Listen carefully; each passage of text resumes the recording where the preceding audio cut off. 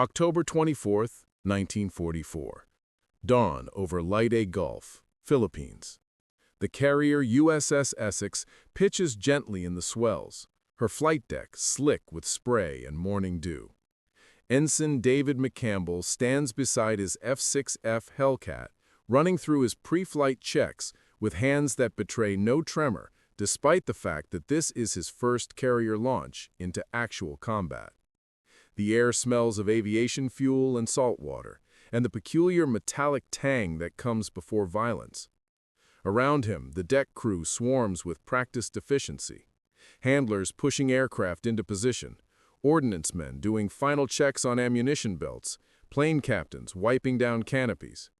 The noise is tremendous, engines coughing to life, propellers spinning, the constant announcement over the loudspeaker directing air operations. McCampbell is 23 years old.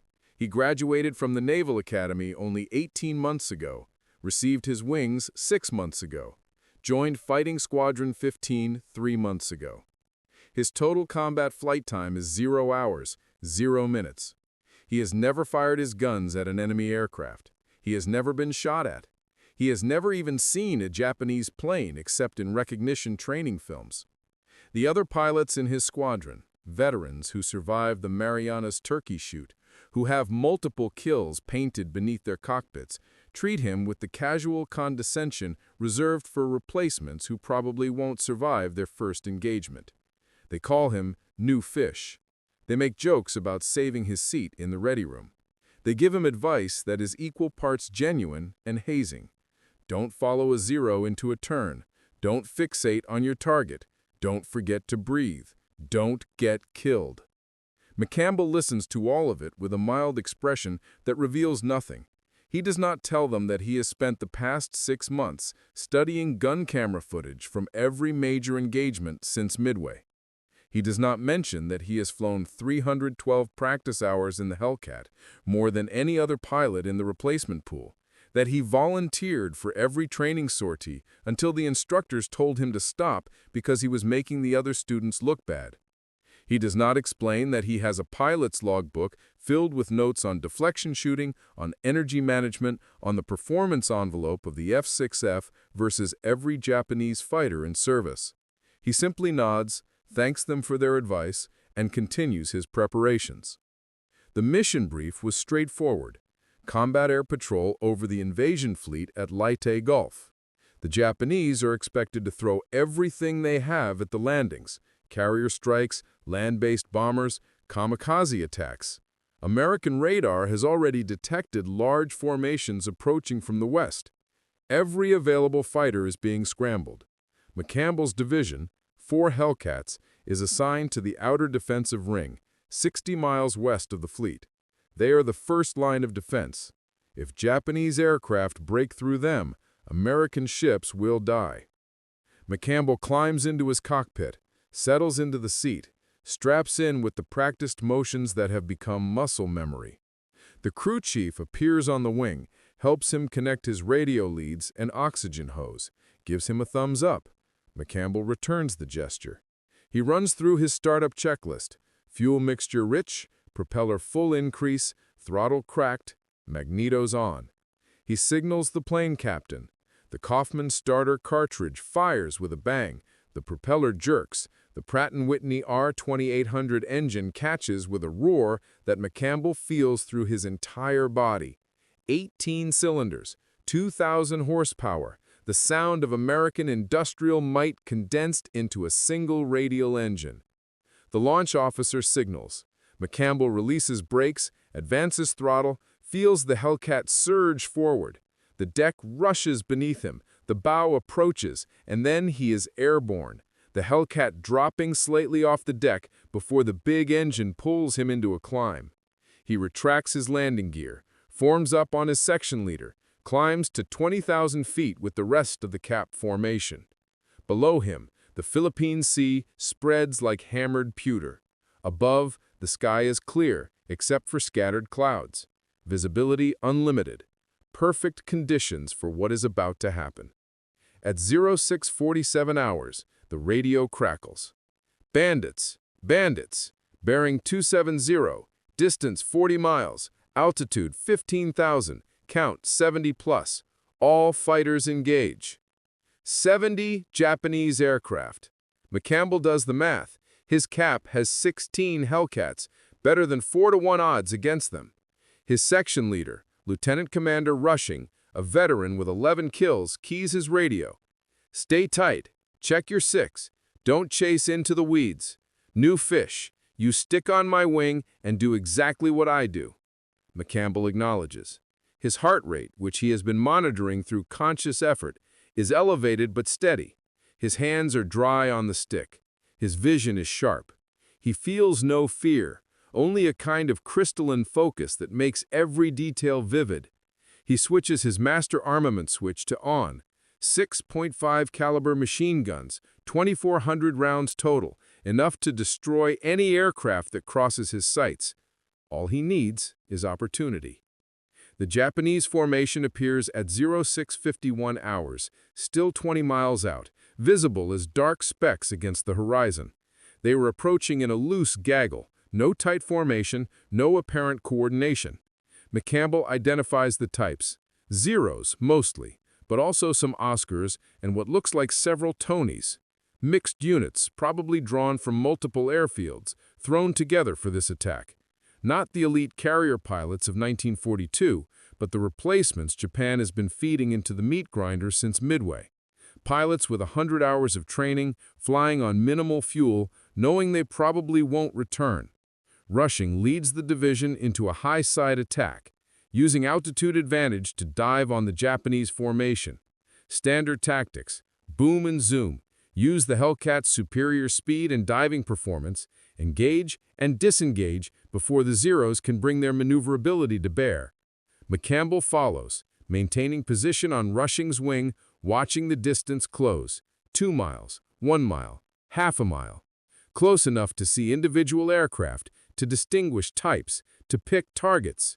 Then everything happens at once. Rushing calls tally-ho and rolls into his attack, selecting a 0 on the formation's left flank. McCampbell follows, centering his gun sight pipper on another 0 slightly behind Rushing's target. Range 400 yards, angle off 30 degrees. He waits, letting the geometry develop, letting the distance close. 300 yards, 250. The 0 grows in his windscreen. He can see the red meatball on its fuselage, the glint of sun on its canopy. He squeezes the trigger. All 6 guns open fire simultaneously. The Hellcat shudders with recoil. Tracers arc out. 1 in 5 rounds is a tracer, so McCampbell sees streams of fire reaching for the 0. The bullets converge at 200 yards, right where the 0 is flying. Pieces fly off its wing, its canopy shatters, smoke erupts from its engine, it rolls inverted and falls away, trailing fire. McCampbell's first kill, achieved in a burst that lasted perhaps 2 seconds. He has no time to think about it. Another 0 crosses in front of him, passing left to right, 50 degrees angle off. McCampbell leads it instinctively, fires a 3-second burst. His bullets walk through the 0's fuselage from tail to nose. The 0's engine explodes in a gout of flame and oil. It noses over, falling. Second kill. Elapsed time since first shot, 11 seconds. The Japanese formation is breaking up, scattering in all directions. Rushing is engaged with 2 Zeros in a turning fight. The other 2 Hellcats in McCampbell's division have separated, each pursuing targets.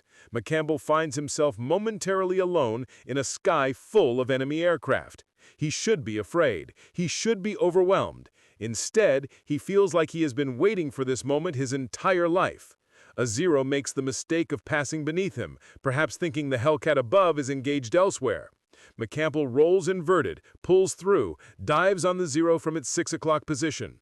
The Japanese pilot never sees him. McCampbell closes to 100 yards, point-blank range, and fires a short burst. The 0 disintegrates, literally comes apart in mid-air, pieces of wing and fuselage tumbling through space. Third kill.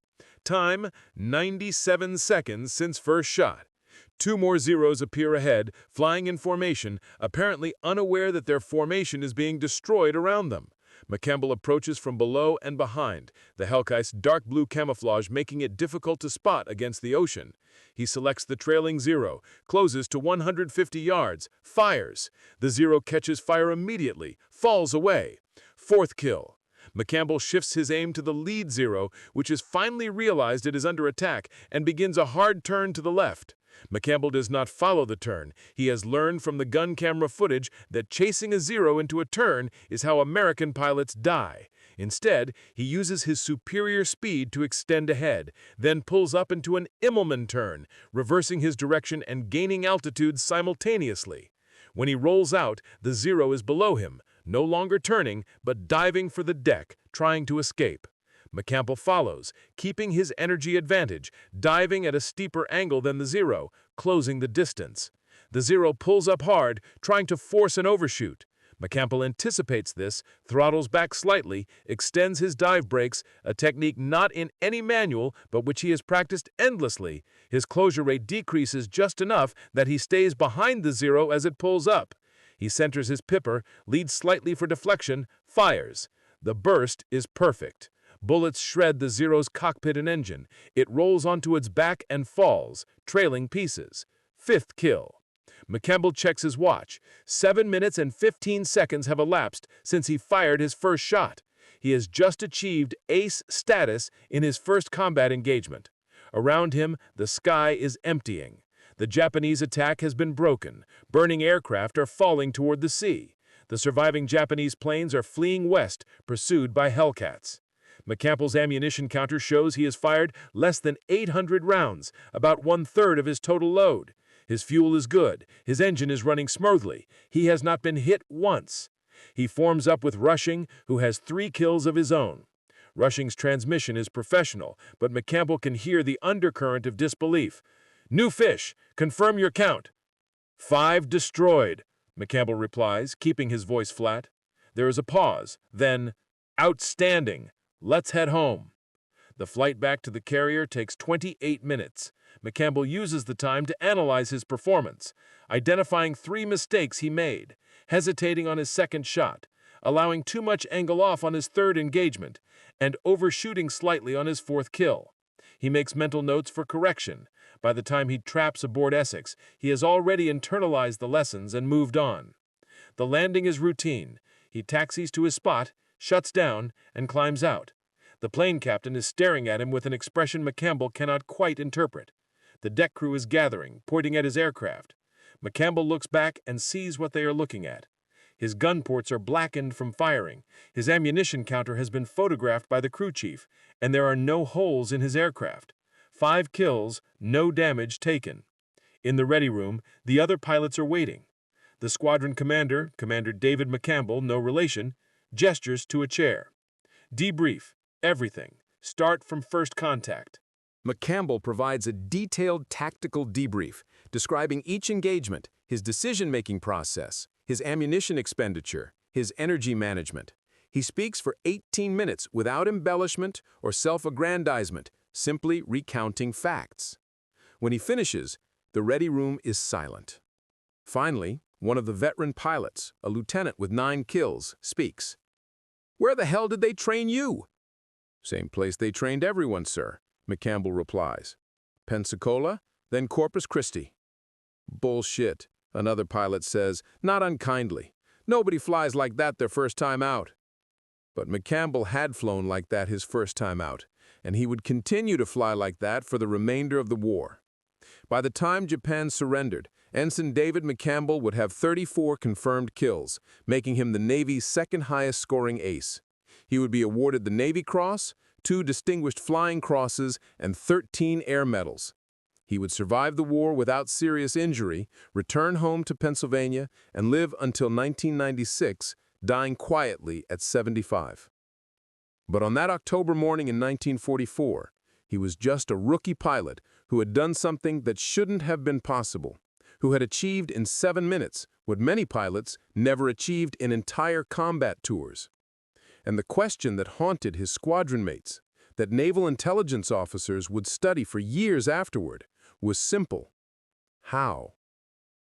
To understand what David McCampbell accomplished over Leyte Gulf, one must understand the transformation that American naval aviation underwent between 1942 and 1944, and specifically, how the United States created a system that could take relatively inexperienced pilots and turn them into highly effective combat aviators in a time frame that would have been impossible for any other nation. When the war began in December 1941, the Imperial Japanese Navy possessed the finest carrier pilots in the world. This was not propaganda, it was objective fact. Japanese carrier pilots had an average of 700 flight hours before their first combat mission. They had trained for years under a selection system so rigorous that only a tiny fraction of candidates earned their wings. They had combat experience over China. They were, individually, far superior to their American counterparts, who in early 1942 averaged perhaps 200 hours of flight training. The early battles reflected this disparity. At Coral Sea, at Midway, Japanese pilots flew with a skill and precision that American pilots could not match on an individual basis. But those battles also revealed a fatal flaw in the Japanese system. It was not sustainable. Japan's training program was so selective, so lengthy, so demanding, that it could not produce replacement pilots at anywhere near the rate that pilots were being lost in combat. When experienced Japanese aviators died, they were replaced by pilots with progressively less training, less experience, less capability. The United States took the opposite approach. Rather than creating a small cadre of superbly trained pilots, the Navy built a training system designed to produce large numbers of adequately trained pilots, then relied on superior aircraft, superior tactics, and superior organizational systems to compensate for individual skill gaps. By 1944, American pilot training had been refined to an industrial process. The Navy was graduating 2,500 new pilots per month, more in a single month than Japan graduated in an entire year. But quantity alone was not the answer. The Navy had also made critical changes to training curriculum based on combat analysis. Training hours had been increased to over 300 hours, with heavy emphasis on gunnery and tactical formation flying. More importantly, replacement pilots were now receiving combat indoctrination training using gun camera footage from actual engagements, allowing them to study successful techniques and learn from others' mistakes before ever entering combat. This is where David McCampbell's story becomes significant. He was a product of this refined training system, but more than that, he represented something the Japanese had not anticipated: a new generation of American pilots who combined adequate technical skill with systematic tactical education, flying aircraft that were specifically designed to leverage American advantages while negating Japanese strengths. McCampbell had not been content with merely completing his training syllabus. He had sought out every piece of combat footage he could access, studied after-action reports, interviewed veterans, analyzed performance data on both American and Japanese aircraft. He had turned his preparation into a form of obsession, treating pilot training the way an engineering student treats a difficult problem, something to be solved through analysis and practice. This approach was quintessentially American, pragmatic, data-driven, meritocratic. It stood in stark contrast to Japanese pilot training, which emphasized spirit and tradition alongside technical skill, which valued conformity to established doctrine, which assumed that proper attitude and fighting spirit could overcome material disadvantages. The aircraft McCampbell flew, the F-6 Hellcat, embodied this same philosophy. It was not the most maneuverable fighter in the Pacific. That distinction still belonged to the Zero. It was not the fastest. The Japanese Jack could exceed its top speed.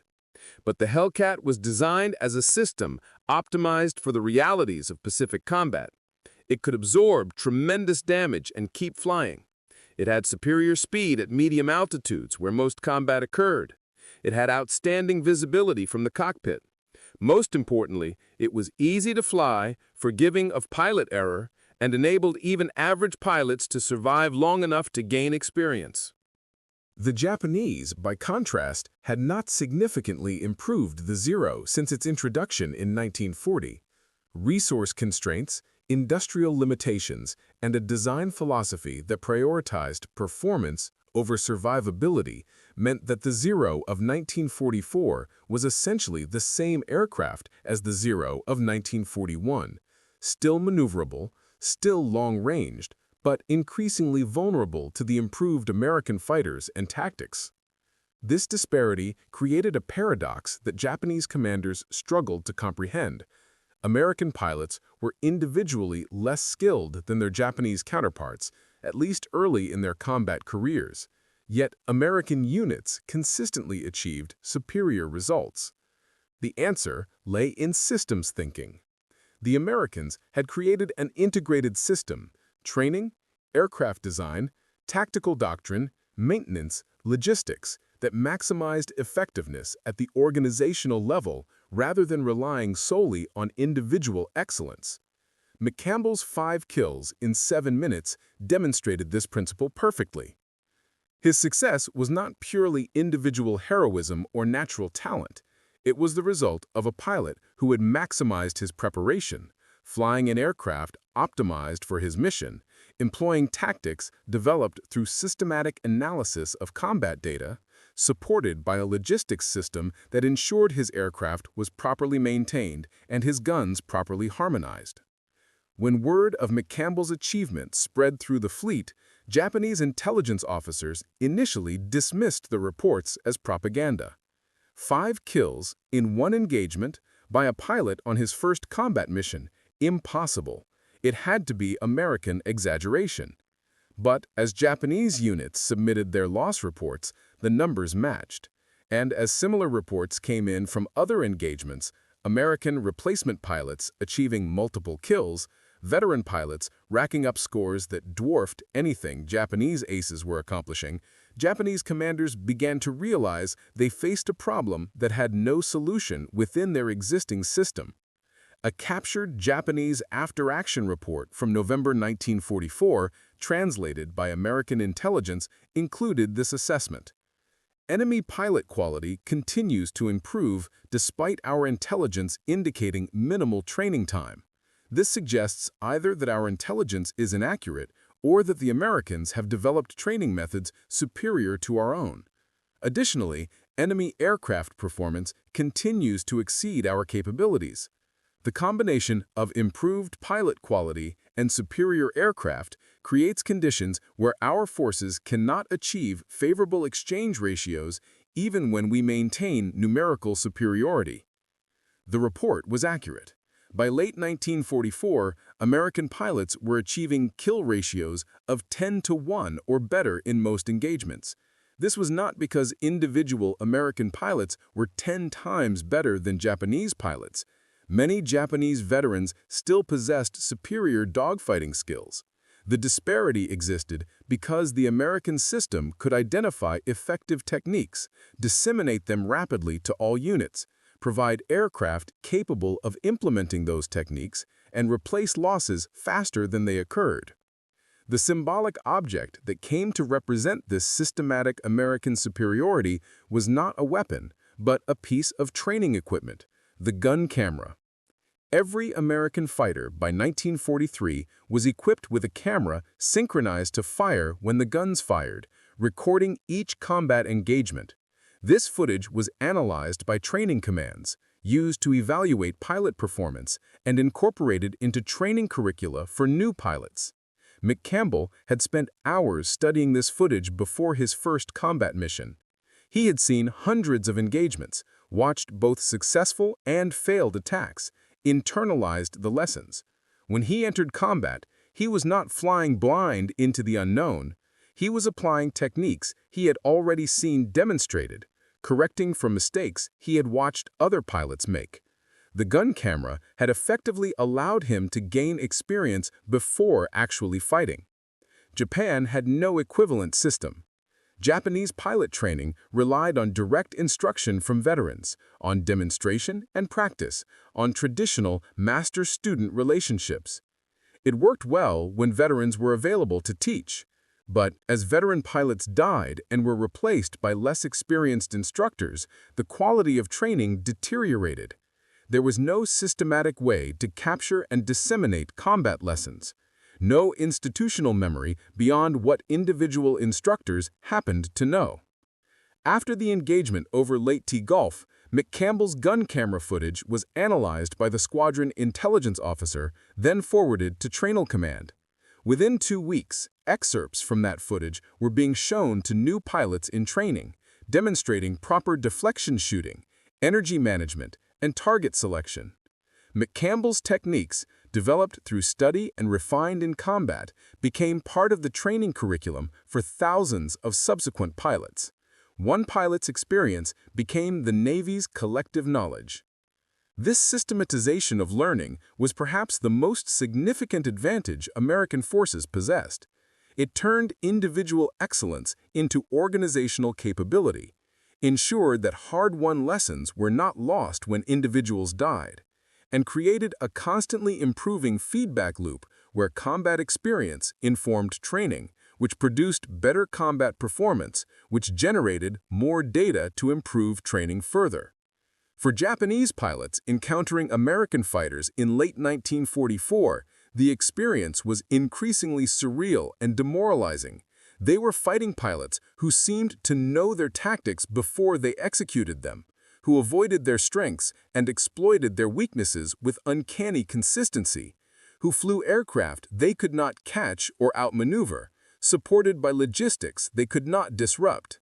Many Japanese pilots expressed a sense of fighting not against individual enemies, but against a vast impersonal system that ground down Japanese air power through mechanical inevitability.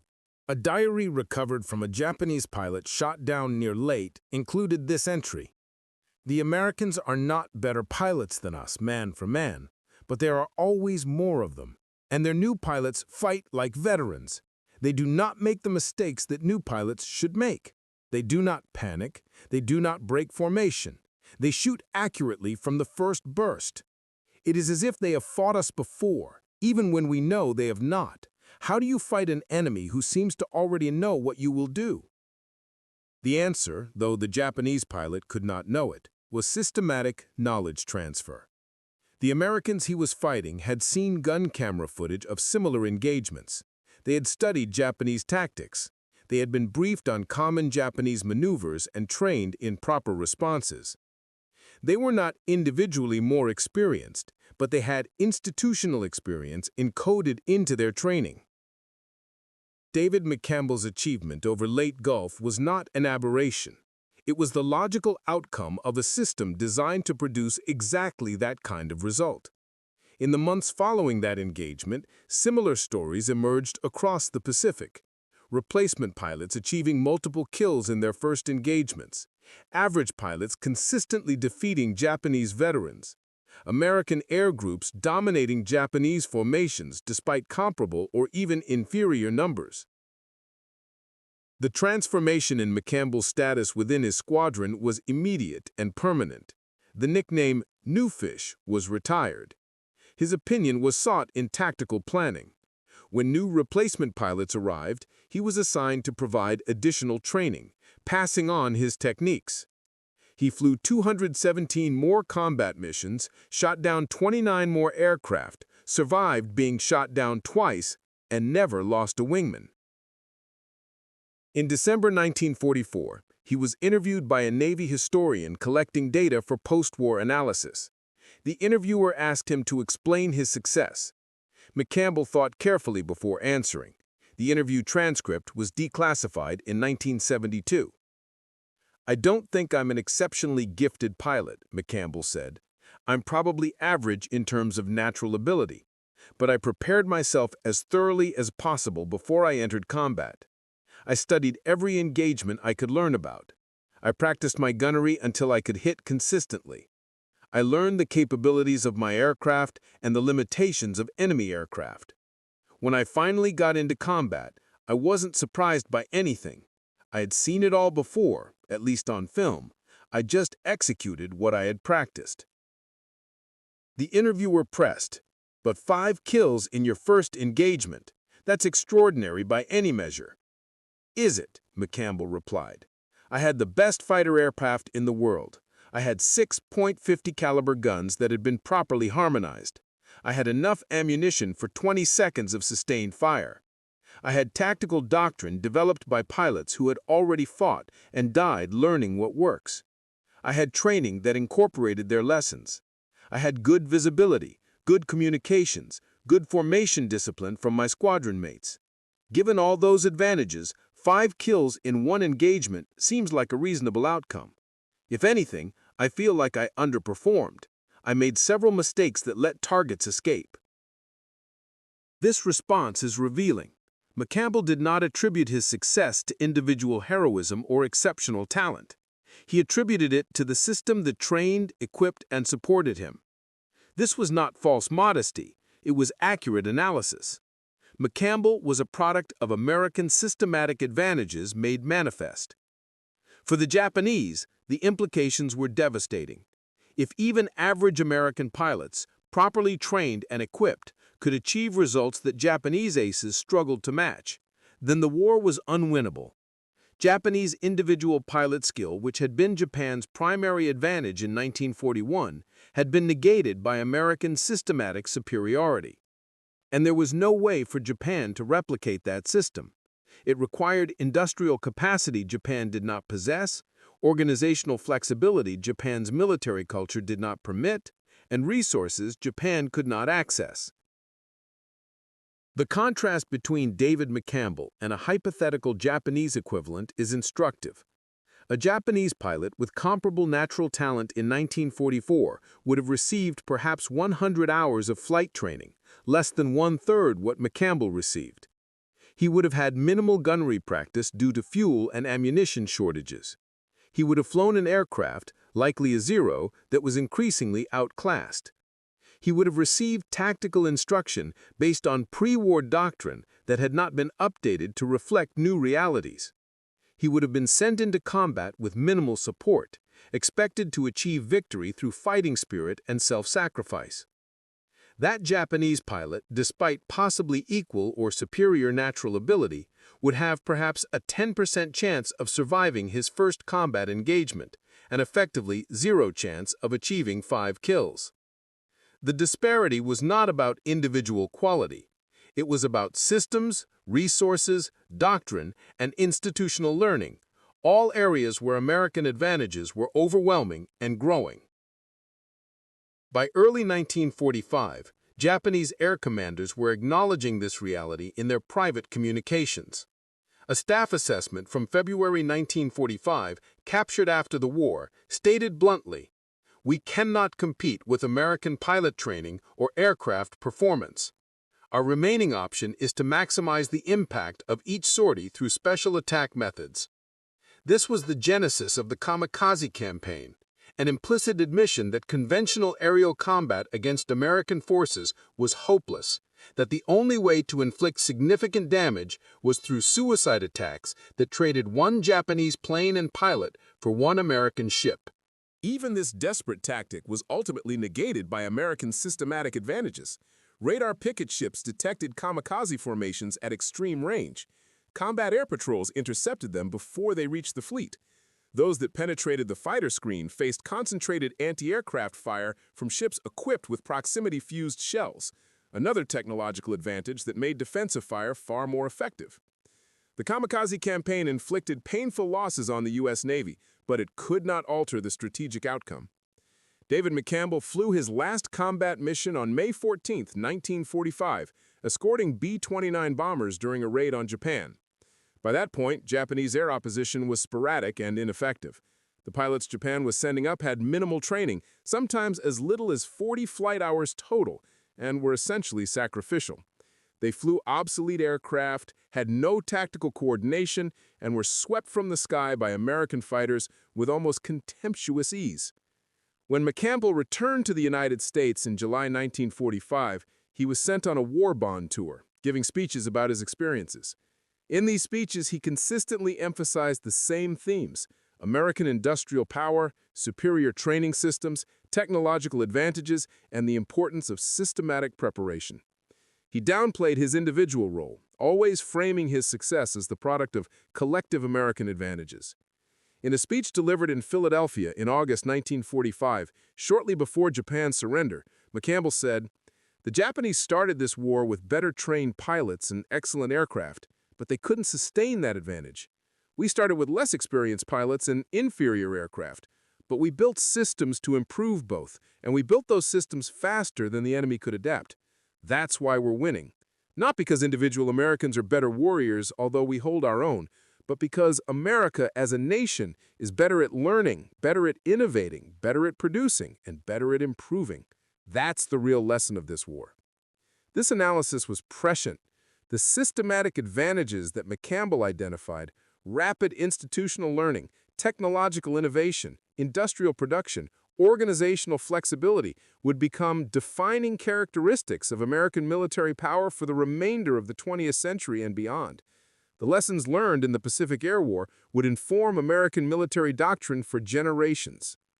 McCampbell remained in the Navy after the war, eventually retiring as a captain in 1964 after 25 years of service. He rarely spoke about his combat record in his later years, preferring to focus on his role in training the next generation of naval aviators. He taught at the Navy Fighter Weapons School, the institution that would later become famous as Top Gun, where he helped develop curriculum that codified the lessons of World War II aerial combat.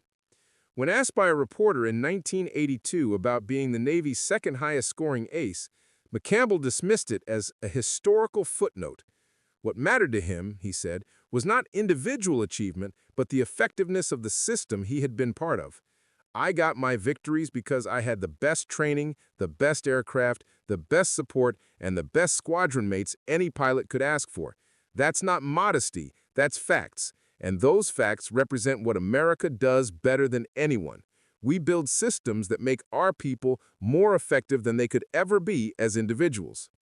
David McCampbell died in 1996, age 75, having lived long enough to see the Navy he served evolve into a force that would have been unrecognizable in 1944, yet still built on the same foundational principles he had embodied. Systematic training, technological superiority, institutional learning, and the belief that properly prepared people operating within well-designed systems could achieve extraordinary results. The sound that symbolized McCampbell's achievement was not the roar of his Hellcat's engine or the hammer of his guns, but rather the mechanical whir of the gun camera recording his engagements. That camera captured his techniques, preserved his decisions, immortalized his tactics. And that footage became training material for thousands of other pilots, turning one man's success into institutional knowledge that multiplied across the entire force. This was the essence of American power in World War II, the ability to capture individual excellence, systematize it, disseminate it, and scale it across an entire military organization. David McCampbell achieved 5 kills in 7 minutes, not because he was superhuman, but because he was the product of a system designed to create pilots exactly like him, properly trained, well-equipped, tactically sound, and systematically prepared. The Japanese officers, who initially laughed at the rookie pilot, who assumed that inexperience would make him ineffective, that lack of combat time would render him vulnerable, were operating under assumptions that had been valid in 1941, but were obsolete by 1944. They did not understand that America had changed the equation, had built a machine for producing effective combat pilots at scale, had created conditions where even first-time combat pilots could perform at levels that would have been impossible in any previous war. That was the true revolution of the Pacific Air War, not individual heroes achieving extraordinary feats, but ordinary people achieving extraordinary results through systematic preparation and institutional support. David McCampbell was not an exception to the system. He was its proof of concept, its validation, its demonstration that American methods worked. And the lesson written in the gun camera footage from that October morning over Leyte Gulf, the lesson that would resonate through military history for decades to come, was this: a free society with the resources to prepare its people properly, the flexibility to learn rapidly, and the industrial capacity to equip them adequately can produce results that no amount of individual valor or traditional training methods can match. The Japanese laughed at the rookie pilot. Then they watched him destroy 5 of their aircraft in 7 minutes. Then They watched him do it again and again, watched other American pilots do the same, watched their entire Air Force ground down by a system they could not counter, could not replicate, could not defeat. The laughter died in the sky over the Philippines, drowned out by the sound of American guns, recorded by American cameras, analyzed in American training facilities, and transformed into knowledge that made the next generation of American pilots even more effective. That was the sound of victory, not the thunder of war, but the quiet mechanical whir of a system that turned individual achievement into collective capability, that transformed one pilot's success into an entire force's advantage, that proved beyond doubt that freedom's greatest weapon is not courage or sacrifice, but the systematic application of knowledge, resources, and innovation to the problem of winning wars. David McCampbell represented that truth. His 5 kills in 7 minutes were not a miracle, they were mathematics. The inevitable outcome when systematic preparation meets adequate talent under favorable conditions.